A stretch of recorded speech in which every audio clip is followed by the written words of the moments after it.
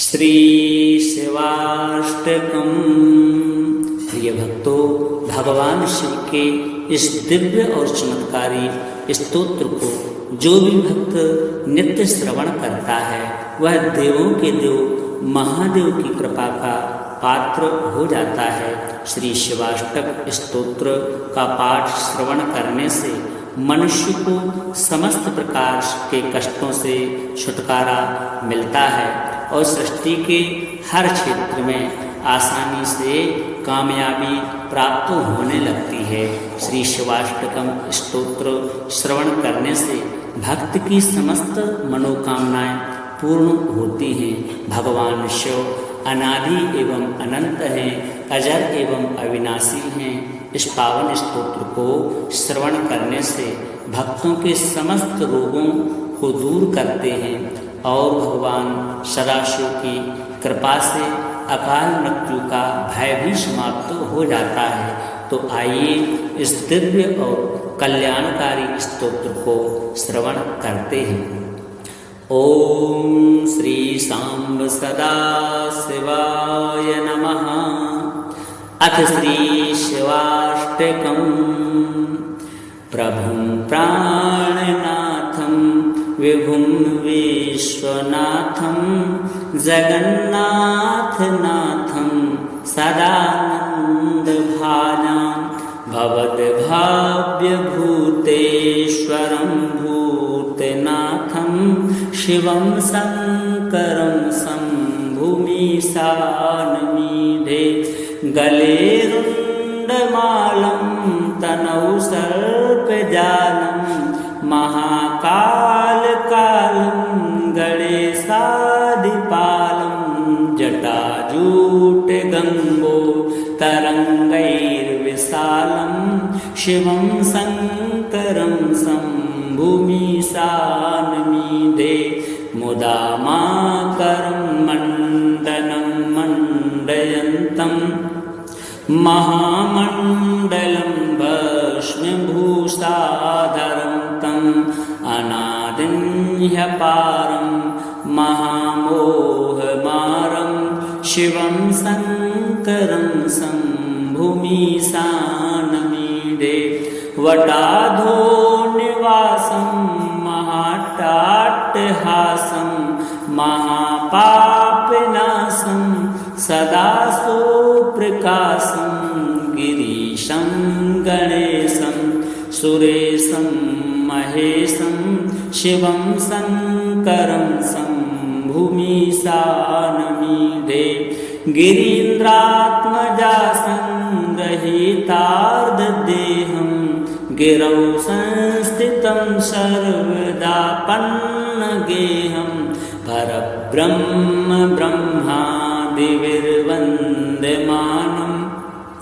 शिवं शङ्करं शम्भुमीशानमीढे। कपालं त्रिशूलं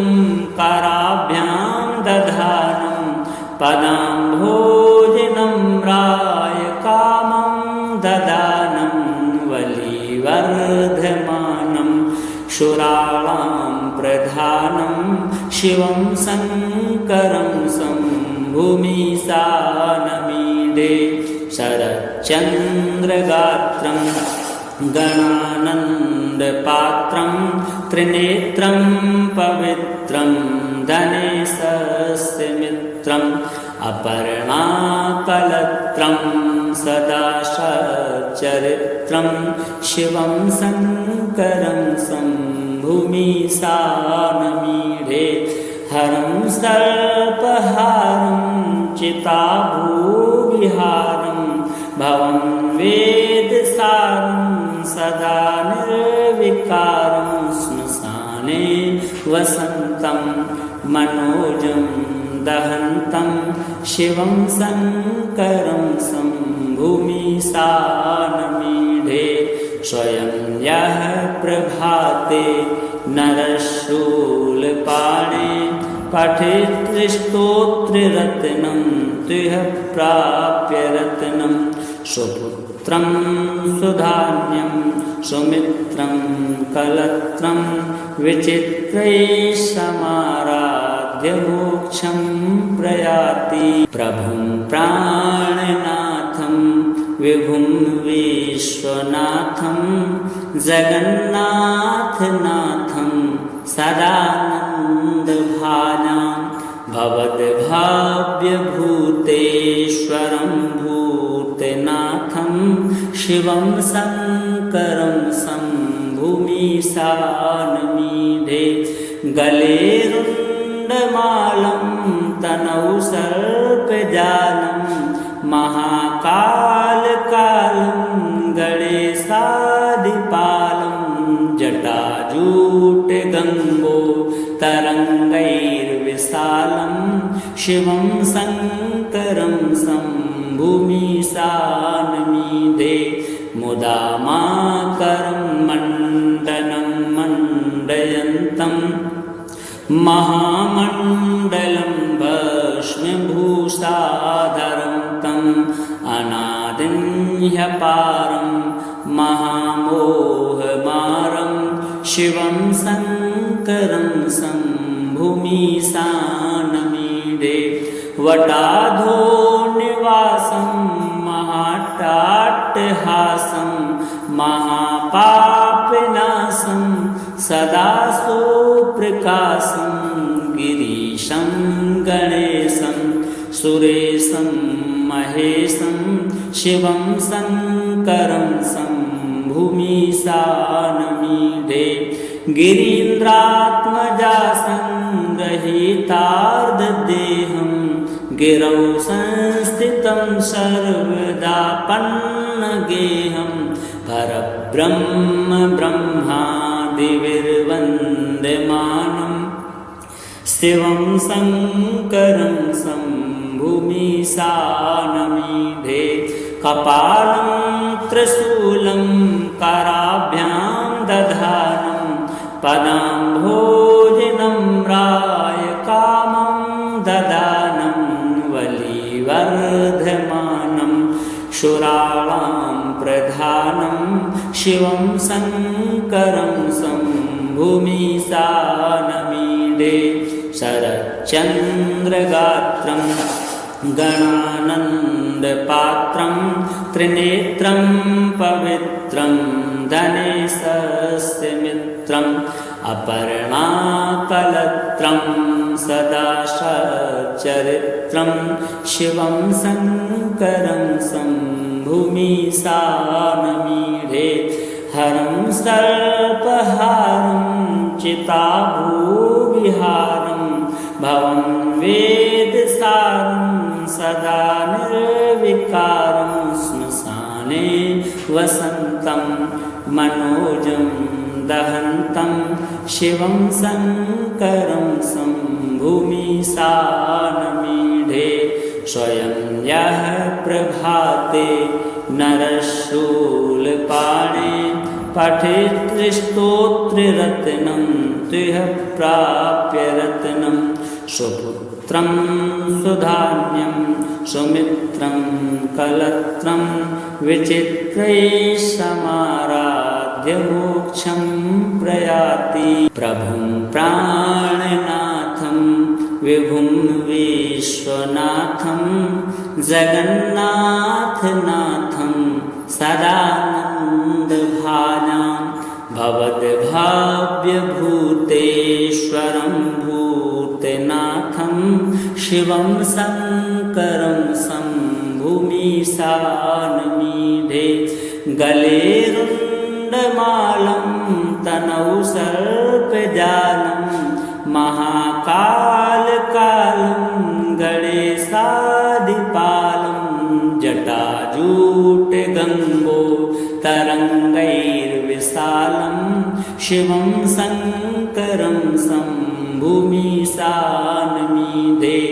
मुदा माकरं मण्डनं मण्डयन्तं महामण्डलं भस्मभूषाधरं तम् अनादिं ह्यपारं महामोहमारं शिवं शङ्करं शम्भुमीशानमीढे वटाधो निवासं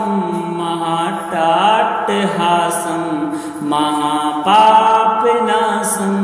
सदा सुप्रकाशं गिरीशं गणेशं सुरेशं महेशं शिवं शङ्करं शम्भुमीशानमीढे गिरीन्द्रात्मजासं रहितार्धदेहं गिरौ संस्थितं सर्वदा पन्नगेहं परब्रह्म ब्रह्मादिभिर्वन्द्यमानं शिवं शङ्करं शम्भुमीशानमीढे कपालं त्रिशूलं कराभ्यां दधानं पदाम्भोजनं रायकामं ददानं वलिवर्धमानं शूराणां प्रधानं शिवं शङ्करं शम्भुमीशानमीढे शरच्चन्द्रगात्रं गणानन्दपात्रं त्रिनेत्रं पवित्रं धनेशस्य मित्रम् अपर्णाकलत्रं सदा सच्चरित्रं शिवं शङ्करं शम्भुमीशानमीढे हरं सर्पहारं चिताभूविहारं भवं वेदसारं सदा निर्विकारं श्मशाने वसन्तं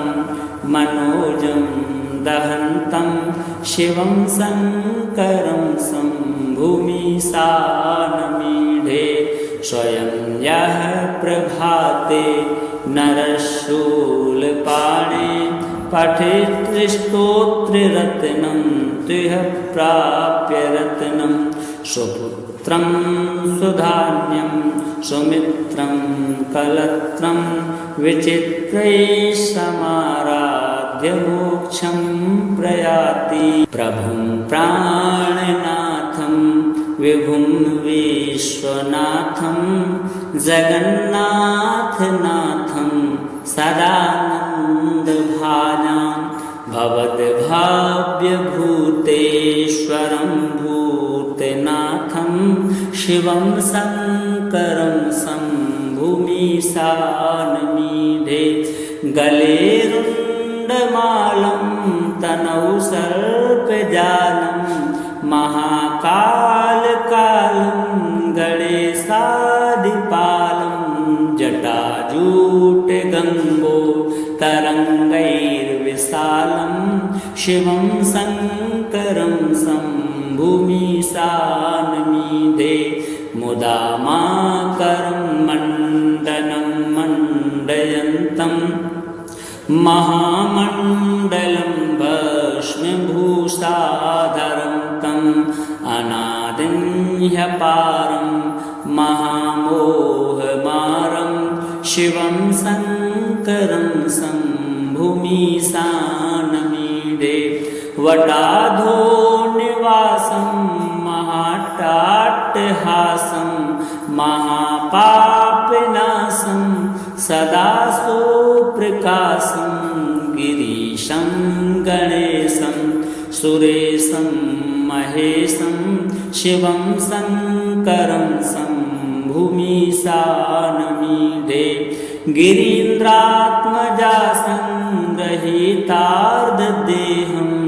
गिरौ संस्थितं सर्वदा पन्नगेहं परब्रह्म ब्रह्मादिभिर्वन्द्यमानं शिवं शङ्करं शम्भुमीशानमीढे कपालं त्रिशूलं कराभ्यां दधानं पदाम्भोजनं रायकामं ददानं वलिवर्धमानं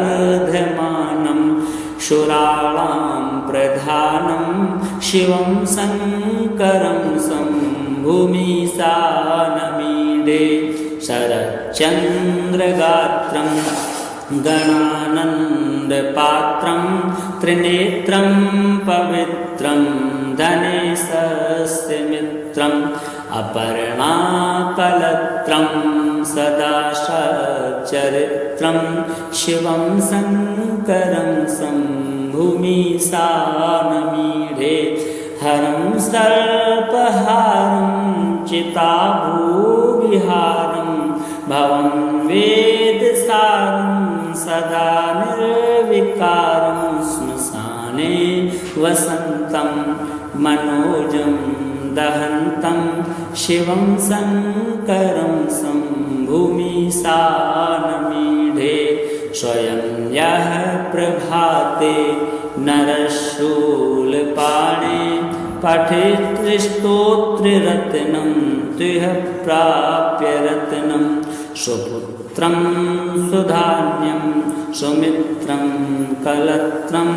विचित्रैः समाराध्य मोक्षं प्रयाति प्रभुं प्राणनाथं विभुं विश्वनाथं जगन्नाथनाथं सदानन्दभाजां भवद्भाव्यभूतेश्वरं भूतनाथं शिवं शङ्करं शम्भुमीशानमीढे गले रुण्डमालं तनौ सर्पजालं महाकालकालं गणेशादिपालं जटाजूटगङ्गो तरङ्गैर्विशालं शिवं शङ्करं शम्भुमीशानमीढे मुदा माकरं मण्डनं मण्डयन्तं महामण्डलं भस्मभूषाधरं तम् अनादिं ह्यपारं महामोहमारं शिवं शङ्करं शम्भुमीशानमीढे वटाधो निवासं महाट्टाट्टहासं महापापनाशं सदा सुप्रकाशं गिरीशं गणेशं सुरेशं महेशं शिवं शङ्करं शम्भुमीशानमीढे गिरीन्द्रात्मजा संग्रहीतार्धदेहं गिरौ संस्थितं सर्वदा पन्नगेहं परब्रह्म ब्रह्मादिभिर्वन्द्यमानं शिवं शङ्करं शम्भुमीशानमीढे कपालं त्रिशूलं कराभ्यां दधानं पदाम्भोजनं रायकामं ददानं वलिवर्धमानं शूराणां प्रधानं शिवं शङ्करं शम्भुमीशानमीढे शरच्चन्द्रगात्रं गणानन्दपात्रं त्रिनेत्रं पवित्रं धनेशस्य मित्रम् अपर्णाकलत्रं सदा सच्चरित्रं शिवं शङ्करं शम्भुमीशानमीढे हरं सर्पहारं चिताभूविहारं भवं वेदसारं सदा निर्विकारं श्मशाने वसन्तं मनोजं दहन्तं शिवं शङ्करं शम्भुमीशानमीढे स्वयं यः प्रभाते नरशूलपाणे पठेत् स्तोत्ररत्नं तुह प्राप्य रत्नं सुपुत्रं सुधान्यं सुमित्रं कलत्रं विचित्रैः समाराध्य मोक्षं प्रयाति प्रभुं प्राणनाथं विभुं विश्वनाथं जगन्नाथनाथं सदानन्दभाजां भवद्भाव्यभूतेश्वरं भूतनाथं शिवं शङ्करं शम्भुमीशानमीढे गले रुण्डमालं तनौ सर्पजालं महाकालकालं गणेशादिपालं जटाजूटगङ्गो तरङ्गैर्विशालं शिवं शङ्करं शम्भुमीशानमीढे मुदा माकरं मण्डनं मण्डयन्तं महामण्डलं भस्मभूषाधरं तम् अनादिं ह्यपारं महामोहमारं शिवं शङ्करं शम्भुमीशानमीढे वटाधो निवासं महाट्टाट्टहासं महापापनाशं सदा सुप्रकाशं गिरीशं गणेशं सुरेशं महेशं शिवं शङ्करं शम्भुमीशानमीढे गिरीन्द्रात्मजासं गृहीतार्धदेहं गिरौ संस्थितं सर्वदा पन्नगेहं परब्रह्म ब्रह्मादिभिर्वन्द्यमानं शिवं शङ्करं शम्भुमीशानमीढे कपालं त्रिशूलं कराभ्यां दधानं पदाम्भोजनं रायकामं ददानं वलिवर्धमानं शूराणां प्रधानं शिवं शङ्करं शम्भुमीशानमीढे शरच्चन्द्रगात्रं गणानन्दपात्रं त्रिनेत्रं पवित्रं धनेशस्य मित्रम् अपर्णाकलत्रं सदा सच्चरित्रं शिवं शङ्करं शम्भुमीशानमीढे हरं सर्पहारं चिताभूविहारं भवं वेदसारं सदा निर्विकारं श्मशाने वसन्तं मनोजं दहन्तं शिवं शङ्करं शम्भुमीशानमीढे स्वयं यः प्रभाते नरशूलपाणे पठेत् स्तोत्ररत्नं तुह्य प्राप्य रत्नं सुपुत्रं सुधान्यं सुमित्रं कलत्रं विचित्रैः समाराध्य मोक्षं प्रयाति प्रभुं प्राणनाथं विभुं विश्वनाथं जगन्नाथनाथं सदानन्दभाजां भवद्भाव्यभूतेश्वरं भूतनाथं शिवं शङ्करं शम्भुमीशानमीढे गले रुण्डमालं तनौ सर्पजालं महाकालकालं गणेशादिपालं जटाजूटगङ्गो तरङ्गैर्विशालं शिवं शङ्करं शम्भुमीशानमीढे मुदा माकरं मण्डनं मण्डयन्तं महामण्डलं भस्मभूषाधरं तम् अनादिं ह्यपारं महामोहमारं शिवं शङ्करं शम्भुमीशानमीढे वटाधो निवासं महाट्टाट्टहासं महापापनाशं सदा सुप्रकाशं गिरीशं गणेशं सुरेशं महेशं शिवं शङ्करं शम्भुमीशानमीढे गिरीन्द्रात्मजा संग्रहीतार्धदेहं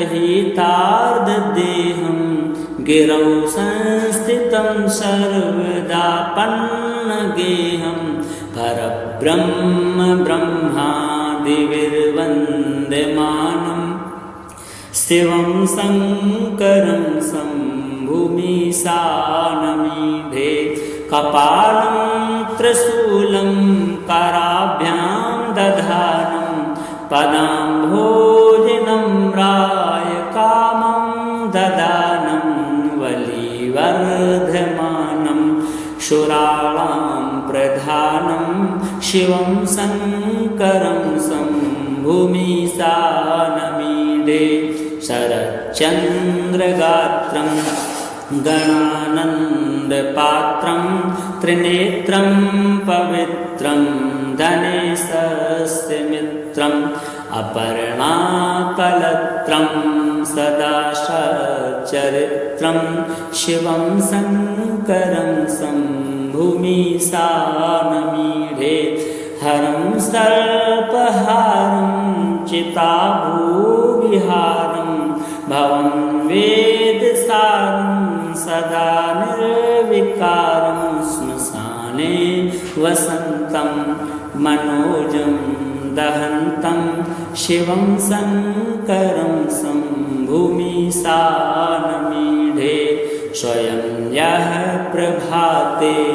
नरशूलपाणे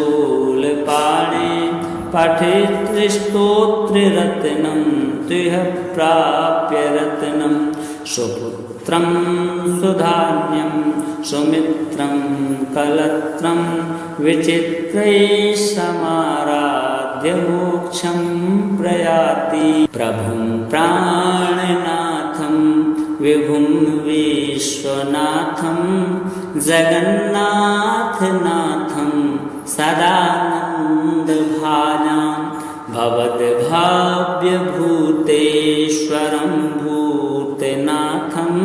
शिवं शङ्करं शम्भुमीशानमीढे गले रुण्डमालं तनौ सर्पजालं महाकालकालं गणेशादिपालं जटाजूटगङ्गो तरङ्गैर्विशालं शिवं शङ्करं शम्भुमीशानमीढे मुदा माकरं मण्डनं मण्डयन्तं महामण्डलं भस्मभूषाधरं तम् अनादिं ह्यपारं महामोहमारं शिवं शङ्करं शम्भुमीशानमीढे वटाधो निवासं महाट्टाट्टहासं महापापनाशं सदा सुप्रकाशं गिरीशं गणेशं सुरेशं महेशं शिवं शङ्करं शम्भुमीशानमीढे गिरीन्द्रात्मजा संग्रहीतार्धदेहं गिरौ संस्थितं सर्वदा पन्नगेहं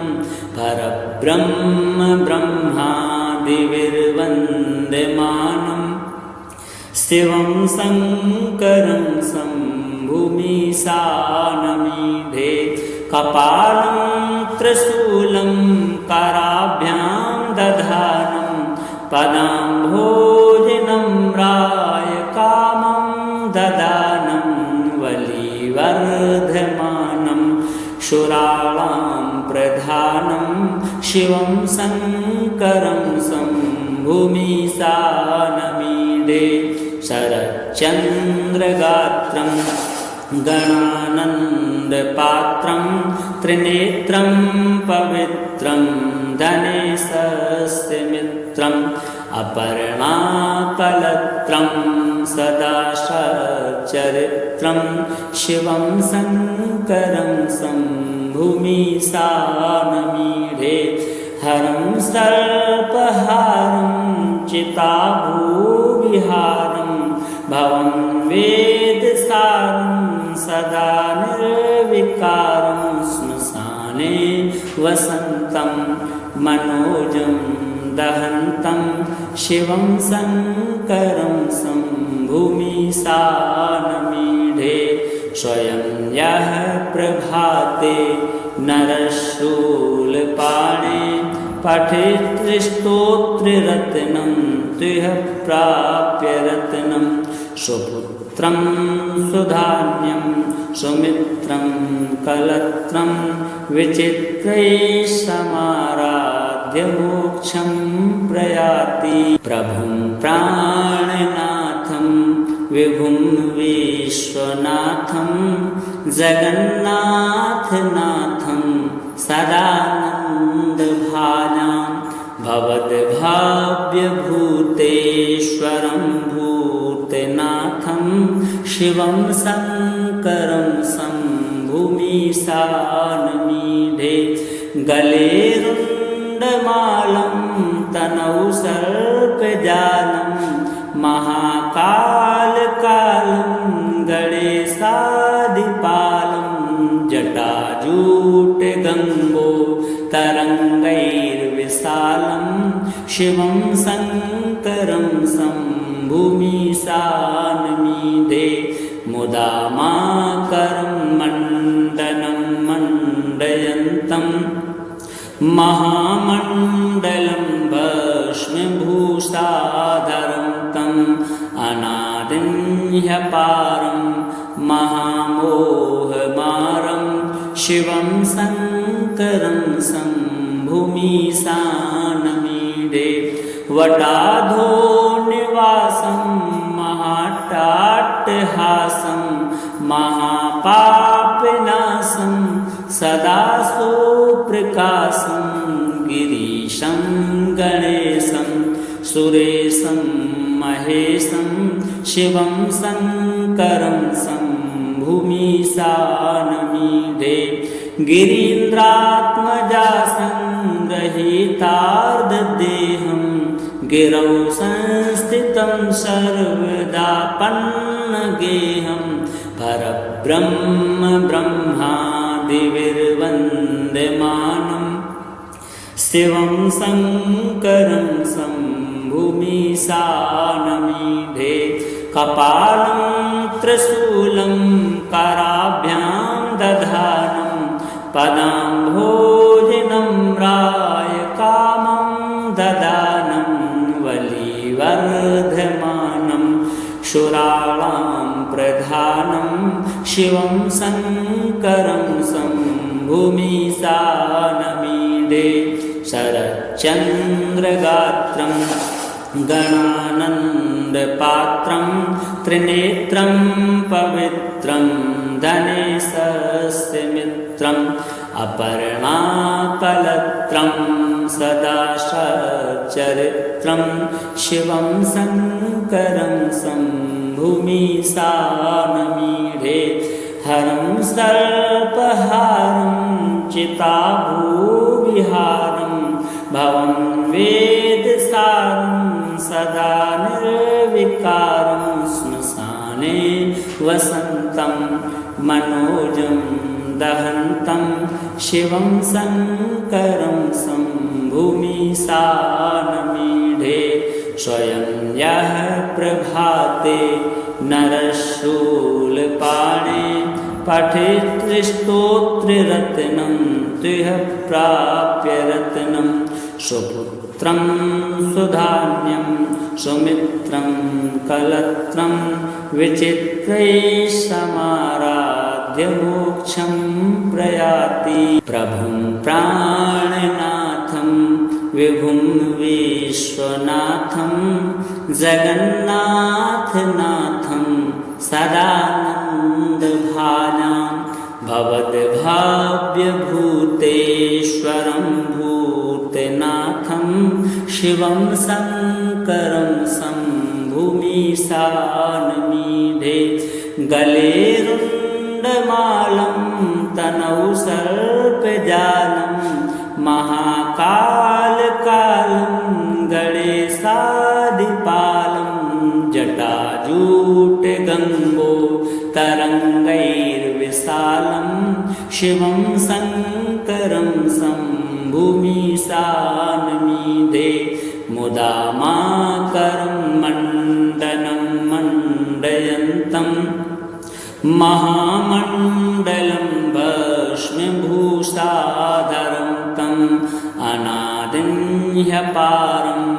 महामोहमारं शिवं शङ्करं शम्भुमीशानमीडे वटाधो निवासं महाट्टाट्टहासं महापापनाशं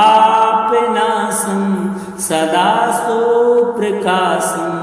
गिरीशं गणेशं सुरेशं महेशं शिवं शङ्करं शम्भुमीशानमीडे गिरीन्द्रात्मजा संग्रहीतार्धदेहं गिरौ संस्थितं सर्वदा पन्नगेहं परब्रह्म ब्रह्मादिभिर्वन्द्यमानं शिवं शङ्करं शम्भुमीशानमीडे कपालं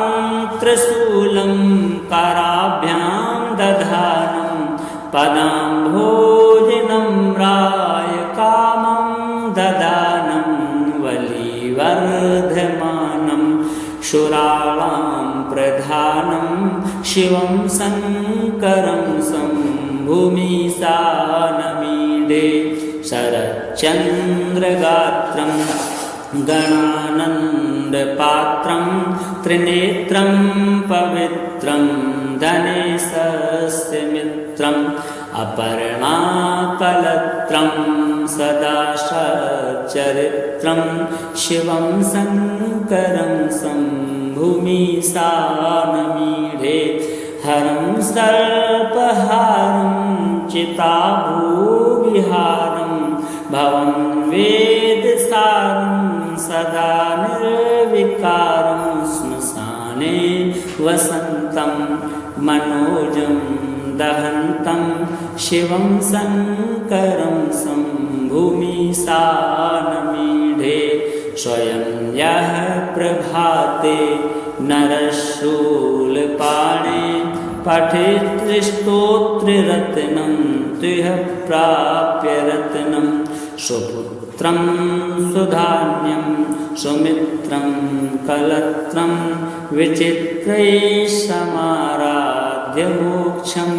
प्रयाति प्रभुं प्राणनाथं विभुं विश्वनाथं जगन्नाथनाथं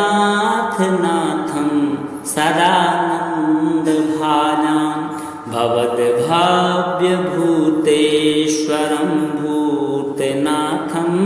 शिवं शङ्करं शम्भुमीशानमीडे गले रुण्डमालं तनौ सर्पजालं महाकालकालं गणेशादिपालं जटाजूटगङ्गो तरङ्गैर्विशालं शिवं शङ्करं शम्भुमीशानमीडे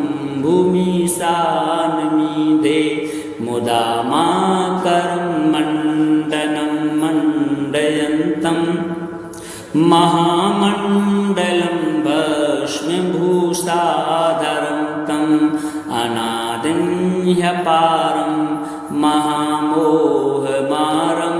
शिवं शङ्करं शम्भुमीशानमीडे वटाधो निवासं महाट्टाट्टहासं महापापनाशं सदा सुप्रकाशं गिरीशं गणेशं सुरेशं महेशं शिवं शङ्करं शम्भुमीशानमीडे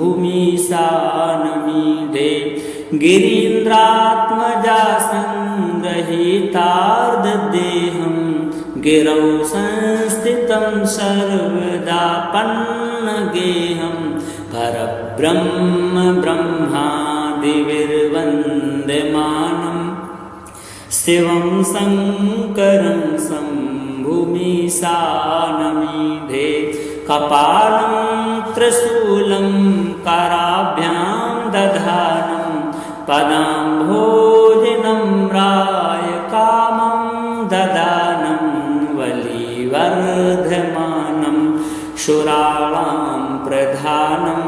शिवं शङ्करं शम्भुमीशानमीडे शरच्चन्द्रगात्रं गणानन्दपात्रं त्रिनेत्रं पवित्रं धनेशस्य मित्रम् अपर्णाकलत्रं सदा सच्चरित्रं शिवं शङ्करं शम्भुमीशानमीढे हरं सर्पहारं चिताभूविहारं भवं वेदसारं सदा निर्विकारं श्मशाने वसन्तं मनोजं दहन्तं शिवं शङ्करं शम्भुमीशानमीढे स्वयं यः प्रभाते नरशूलपाणे पठेत् स्तोत्ररत्नं तुह्य प्राप्य रत्नं सुपुत्रं सुधान्यं सुमित्रं कलत्रं विचित्रैः समाराध्य मोक्षं प्रयाति।